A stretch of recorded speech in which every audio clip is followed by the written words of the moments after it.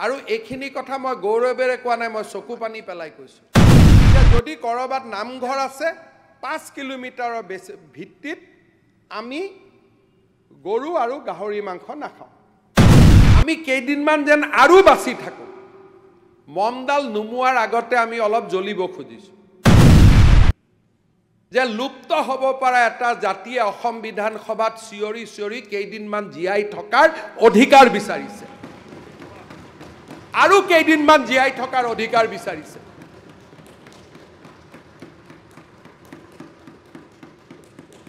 ধুবুৰী গ'ল, গোৱালপাৰা গ'ল, বৰপেটা গ'ল, দৰং গ'ল, নগাঁও গ'ল, মৰিগাঁও গ'ল। গ'ল মানে মাটি বাৰীবোৰ গুচি গ'ল।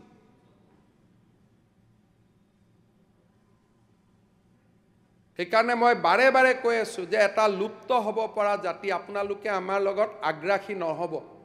আমি জীয়াই থকাৰ এটা সংগ্ৰাম কৰি আছোঁ যে কেনেকৈ আৰু কেইদিনমান জীয়াই থাকিব পাৰোঁ। আৰু স্যাৰ এইটো গোল বুলি কৈছে স্যাৰ, কেনেকৈ স্যাৰ অসমীয়া জাতি অসমীয়া সমাজখন যাব পাৰে স্যাৰ?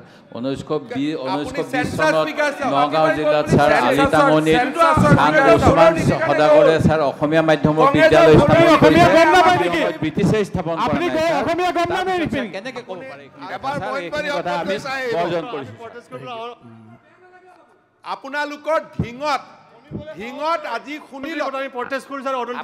যাওক আপোনালোক গৈ লাজ লাগিব লাগে, আপোনালোকক লাজ লাগিব লাগে, প্ৰটেষ্ট কৰক। ইতিহাসে আপোনালোকক কেনেকৈ চাব। কংগ্ৰেছক 21 চনৰ চেন্সাছ ফিগাৰ ওলোৱাৰ পিছত আপোনালোকে নিজে দুখ কৰিব। 21 চনৰ চেন্সাছ ফিগাৰ ওলোৱাৰ পিছত ইহঁতৰ গাত অসমীয়া তেজ নাই। আৰু মই আজি ইয়াত অনুৰোধ কৰিছোঁ, যিখিনি জিন যাব খুজিছে মুছলমান মানুহ, পমুৱা মুছলমান মানুহ, কাৰো শত্ৰু নাই।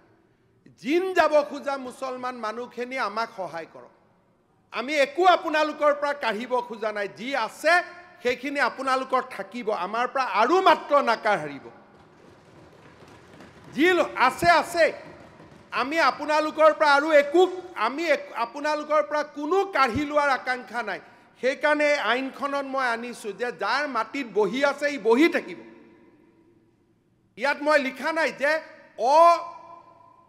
ইণ্ডিজেনাছ মানুহখিনিৰ মাটি কাঢ়ি লোৱা হ'ব। মই লিখিছোঁ যে যিখিনি মানুহৰ মাটি আছে সেইখিনিৰ মাটি থাকিব। মাত্ৰ এটাই অনুৰোধ, যদি আপোনালোকে জিন যাব খুজিছে ভূপেন হাজৰিকা ডাঙৰীয়াৰ ভাষাত, আমাৰ পৰা আৰু নাকাঢ়িব।